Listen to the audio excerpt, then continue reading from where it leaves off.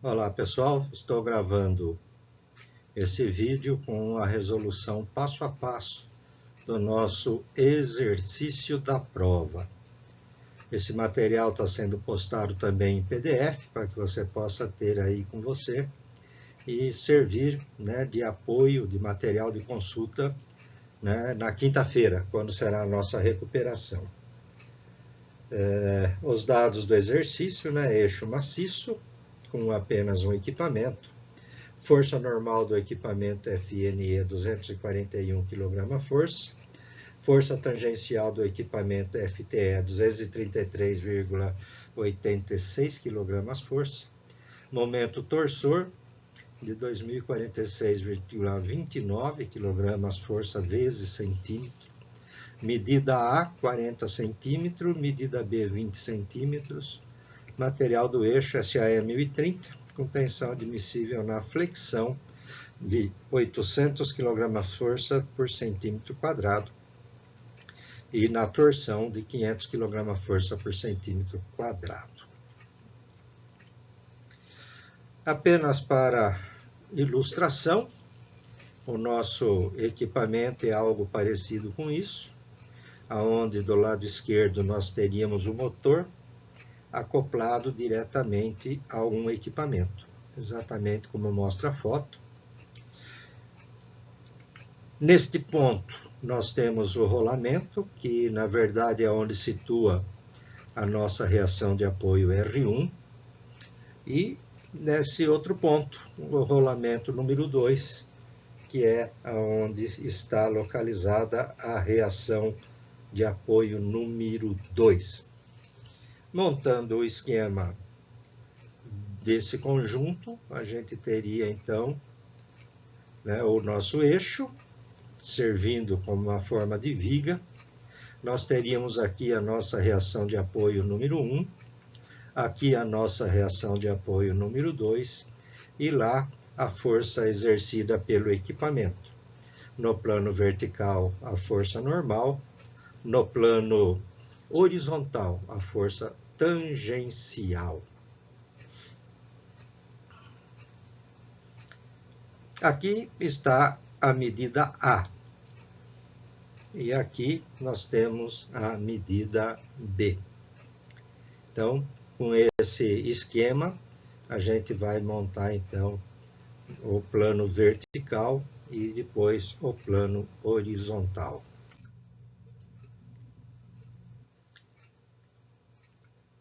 O plano vertical, importante lembrar que nesse plano a gente trabalha sempre com forças normais ou forças radiais, se você preferir fazer assim, ou FN,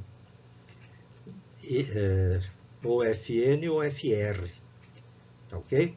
Então, fica a critério de cada um aí. Aqui, conselho é que seja força normal do equipamento, FNE. Aí está o nosso sistema, apresentado anteriormente, onde a gente tem 40 centímetros de medida no espaço A, 20 centímetros de medida no espaço B. Aqui nós teremos a reação de apoio número 1, aqui a reação de apoio número 2, e aqui a força normal do equipamento, por se tratar de plano vertical. Resolvendo, então, o nosso esquema, nós temos um primeiro passo, que é a convenção de sinais. E com a convenção de sinais, toda força em Y, com seta para cima, serão positivas. Todas as forças, segundo o eixo Y, com seta para baixo, serão negativas. No eixo do X, é a mesma sistemática. Todas as forças com seta para a direita é positiva. Todas as forças com seta para a esquerda serão negativas. O mesmo acontece com a nossa rotação, com os nossos momentos. Quando a força gerar momento, que gira no sentido horário, nós vamos considerar positiva. Quando ela girar no sentido anti-horário, nós vamos considerar negativo. Tá? Exatamente assim como nós fizemos na classe. Segundo passo, nós vamos identificar os pontos de incidência das forças. Né? Ele é importante para que você localize aonde você está durante o dimensionamento. Então, nós temos ali o nosso ponto 1, depois o ponto 2 e, por fim, o ponto 3. Eu vou pegar aqui o laserzinho, né? Então, a gente tem aqui o ponto 1, o ponto 2 e o ponto 3. Terceiro passo, precisamos escolher um ponto de incógnita, em torno do qual as forças exercerão o esforço de torção.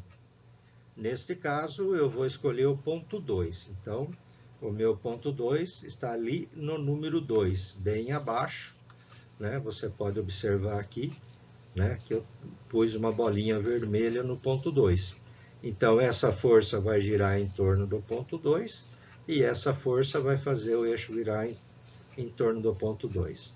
Essa vai girar com sentido negativo, porque é anti-horário, e essa com sinal positivo, porque é horário. Quarto passo, nós vamos partir para a somatória dos momentos em torno do ponto 2, que é o ponto escolhido. E nesse caso nós temos então dois momentos. Momento 1, que é gerado pela força R1, por essa força, então a gente tem o momento 1 aqui, e o momento 2, que é gerado pela força FNE, que está aqui, e vai girar nesse sentido. Aí está, então, o sentido de giro do R1 em torno do ponto 2. E nós temos, então, por ser anti-horário, o sinal negativo. Lá nós temos o sentido de giro do FNE em torno do ponto 2. Como está no sentido horário, nosso sinal é positivo.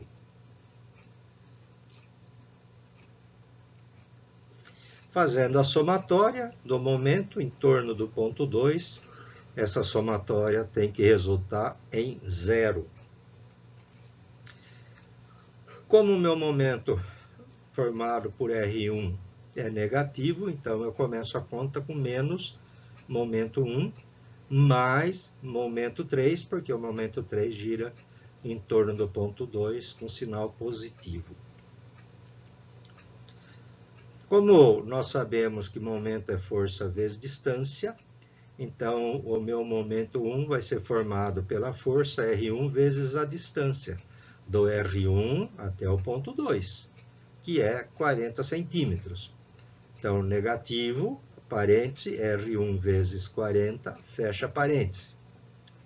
O segundo momento, o momento M3, ele é gerado pela força FNE, vezes a distância do FNE até o ponto 2, que é 20. Essa somatória precisa resultar em 0. Só que nós não temos aqui o valor do R1. Então, esse conjunto vai permitir que a gente calcule qual é o valor do R1. Nós vamos pegar, então, o termo negativo, que é menos R1 vezes 40, e mudar de lado na igualdade. Né? Vai ficar desta forma. FNE vezes 20 igual R1 vezes 40. Agora a gente isola a incógnita. Aí a gente vai ter, então, né, isolando a incógnita, 241 vezes 20 dividido por 40. Né? Então, o R1 fica aqui, o 40 passa aqui para baixo, dividindo. Então, FNE vezes 20 dividido por 40. É o que está expresso aqui embaixo. Isso resulta no valor de R1 de 120,5 quilogramas força. Tá? Então, nós já demos aqui um primeiro passo, né, para a nossa primeira equação. A segunda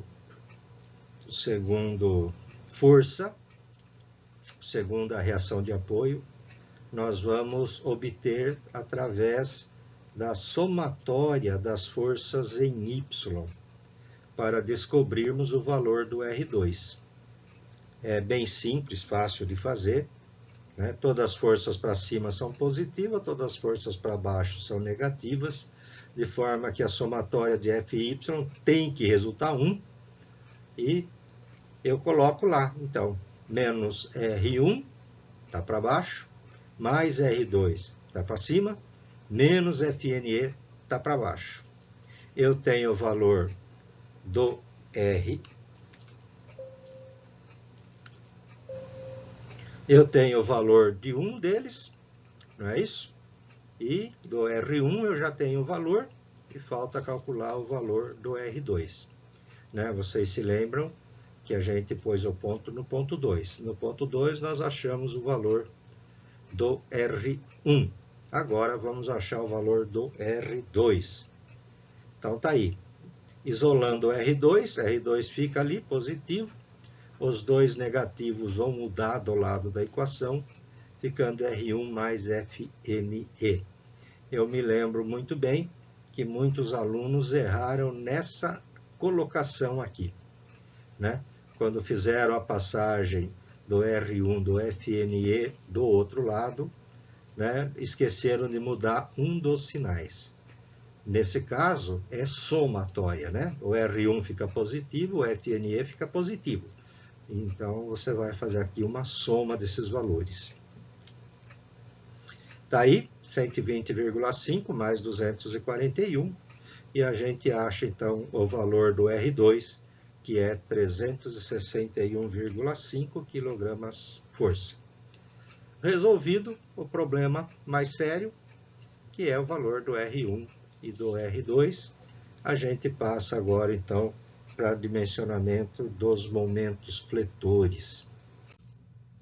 Momento fletor, você já sabe, a gente começa da esquerda e vai caminhando para a direita, ponto por ponto.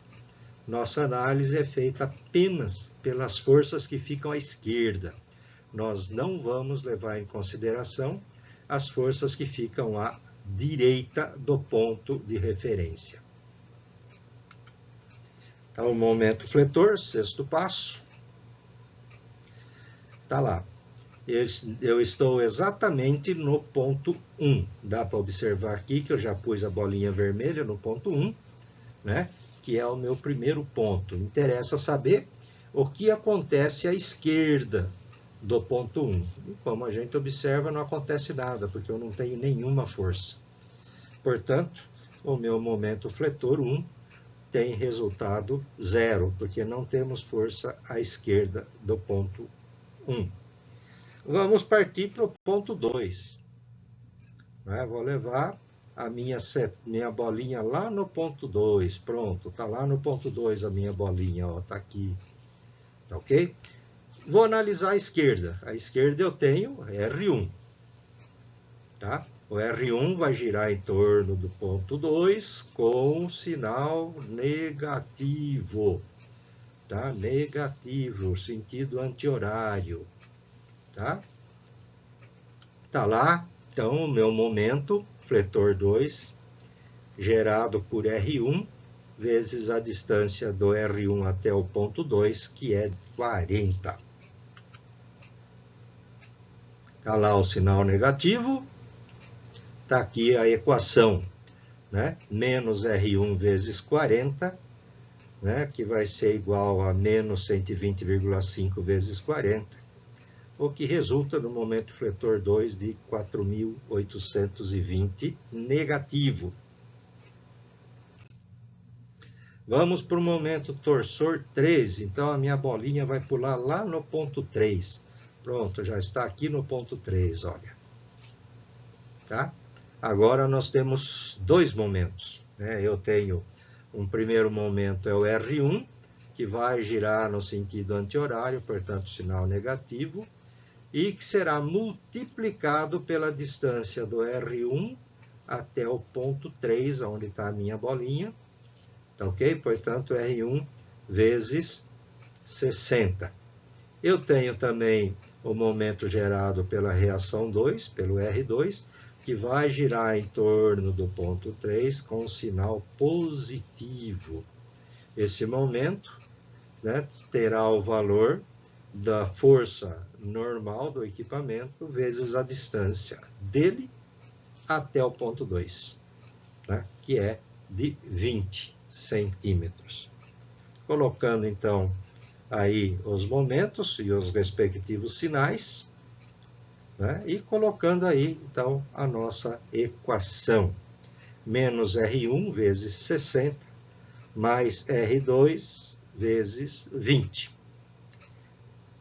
Substituindo os valores, 120,5 vezes 60, 361,5 vezes 20, a gente vai fazer a conta exatamente como está aí, pronto para a calculadora, e você vai chegar no resultado de que o momento fletor 3 vale 0, como já era de se esperar.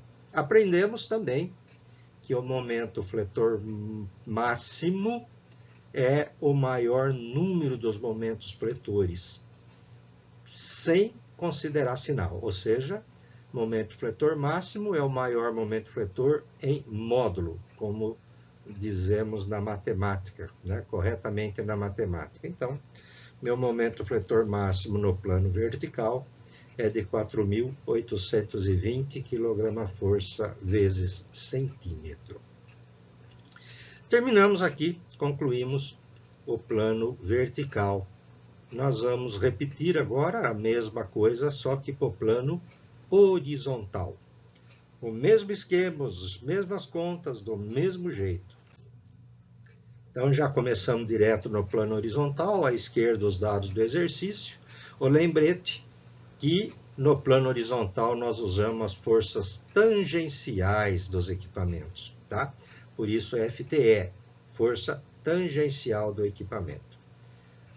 Todo o esquema é o mesmo, exatamente igual, muda-se apenas FT ou FNE para o FTE.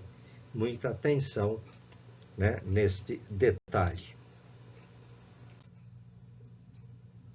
Muito bom, então tá aí, nós temos lá a nossa convenção de sinais, temos aí o nosso esquema de viga formado, e nós vamos partir então, né, o primeiro passo, né, que já está lá, escolher, nesse caso, né, o primeiro passo nesse caso já pulou para a gente escolher o nosso ponto de incógnita. Eu vou manter o ponto 2.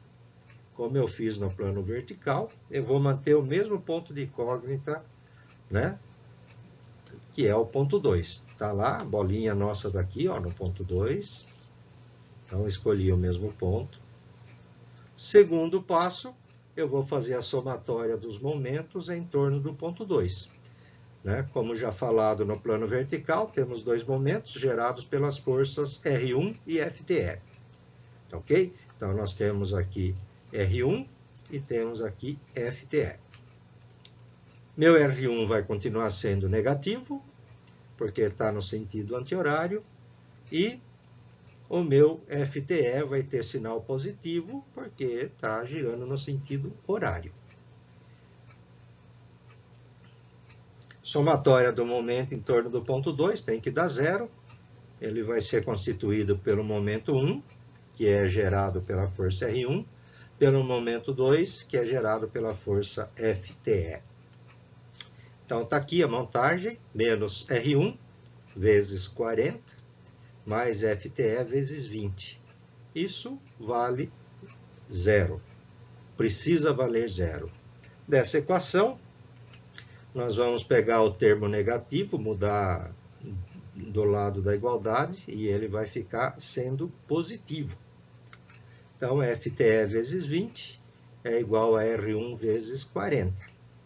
A montagem é a mesma do plano vertical, muda apenas o valor do FTE, de forma que a gente, isolando a incógnita, né, e substituindo o FTE pelo valor dele, nós vamos ter, então, 233,86 vezes 20, dividido por 40. E nós vamos achar aqui, então, o momento fletor de... Saiu um errinho aqui, tá? Saiu um errinho aqui, ó. Não é 120,5 ali. É 116,93. Passou isso por mim. Deixa eu só refazer o cálculo, se eu não errei alguma coisa. 133,86 vezes 20 dividido por 40, 116,93. É o erro que está no slide, tá ok? Então, eles consideram 120. O valor do R1 é 116,93.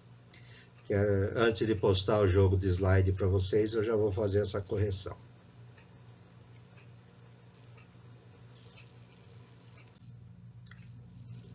Bom, quinto passo, a somatória das forças em Y, no mesmo molde do plano vertical. Então, temos somatória de FY 0, eu tenho menos R1 mais R2 menos FTE. Isolando o R2, eu vou ficar com R1 mais FN mais FNE, não é? Saiu errado ali também. Esse computador meu aqui, de vez em quando, fala umas coisas, estava tudo certinho, de repente muda tudo, tá? Então, não é FNE ali, é FTE, tá bom? Então, tá lá, R2, 116,93 mais 233,86, né? E eu vou ter, então, a minha força aí de R2, 359,79 kgfm. Feito isso, me resta partir, né, para o momento fletor. Já tenho R1, já tenho R2, eu vou para o momento fletor. Nos mesmos moldes do que a gente já viu, estou lá no ponto 1, à esquerda do ponto 1 não acontece nada, meu momento fletor é 1. Vou para o ponto 2, está lá a minha bolinha vermelha no ponto 2, estou mostrando aqui, ó, tá? No ponto 2. Eu vou ter, então, só o R1 em torno do ponto 2, vezes a distância de 40. Então, está lá o giro negativo, né? Momento fletor 2, menos R1 vezes 40. 116,93 vezes 40 vai resultar em 4.677,20. Por fim, nós vamos para o momento 3. E a minha bolinha vai aparecer lá no ponto 3. Olha ela aqui, ó. Tá? Nós vamos ter o momento R1 vezes 60. E vamos ter um momento FTE vezes 20. O R1 é negativo, o FTE é positivo.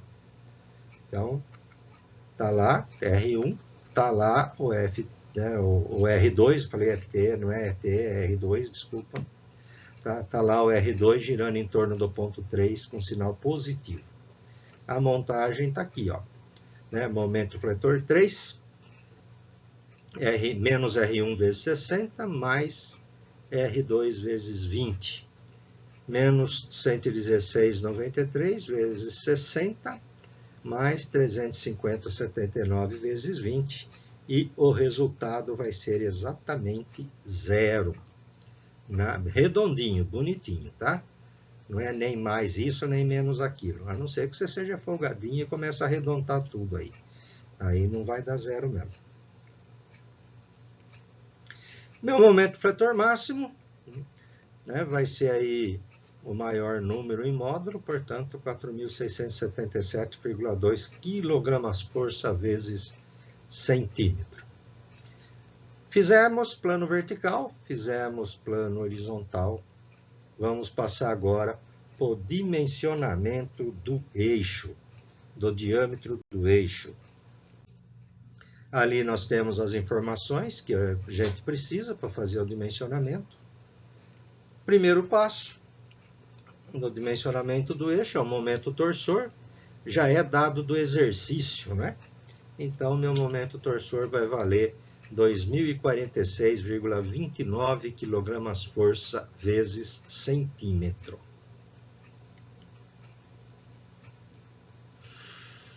Próximo passo, né? Teoricamente, segundo passo do dimensionamento do eixo, né?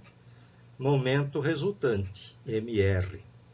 Meu momento resultante, MR, é dado pela equação raiz quadrada do momento fletor máximo no PV elevado ao quadrado, mais momento fletor máximo do pH elevado ao quadrado. Fizemos ali a substituição e descobrimos que o momento resultante é de 6.716 kgfm vezes centímetro. O nosso terceiro passo é o momento ideal, né?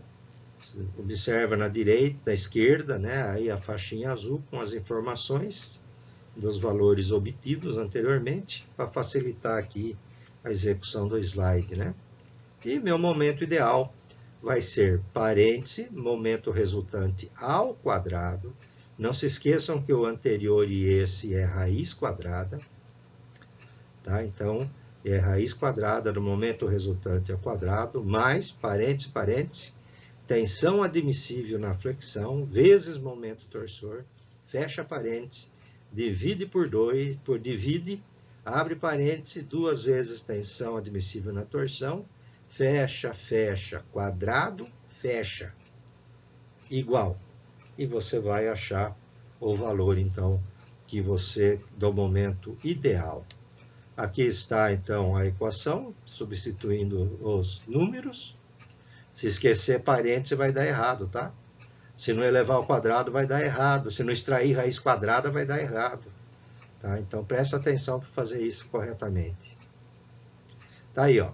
Momento ideal, 6.912,92.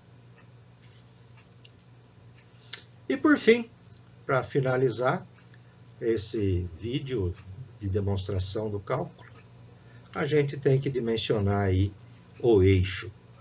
Diâmetro do D0, diâmetro cheio do eixo. Ele tem que ser maior ou igual a 2,17 raiz cúbica. Atenção, raiz cúbica, não é quadrada, tá? Observa lá que tá o trezinho vermelho lá, ó, tá? Raiz cúbica.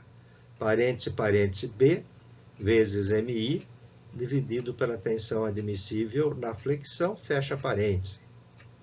Tá? Substituindo esses valores, né? Lembrando que para eixos maciços o B vale 1, então a gente vai lá observar aqui 2 vezes 17 vezes raiz cúbica, parêntese, parêntese, 1 vezes 6.912,92, dividido por 800, que é a tensão admissível na flexão, fechou parêntese, pôs igual, e vai achar então o D0 de 4,453 centímetros, ou 44,53 milímetros. Está aqui, né, toda a resolução do eixo, né, feito durante muito tempo, foi bastante demorado montar isso aí, né? E ainda passou errinho aí da montagem, né? Mas também já são 00:30, tá? Eu estou aqui gravando esse vídeo para vocês por entender que é muito importante. E eu quero passar isso para vocês o quanto antes. Então, daí a razão de eu estar até tarde para fazer isso. Peço desculpa pelos errinhos aí. E eu vou fazer essas correções, né, e regravar em PDF para postar esse material no Teams para vocês, tá? Esse vídeo foi gravado no PowerPoint direto e nós vamos, né, reduzir o tamanho dele e vou postar ele no YouTube, passando o endereço para vocês, tá bom? Bom descanso, boa noite e a gente se fala na quinta-feira.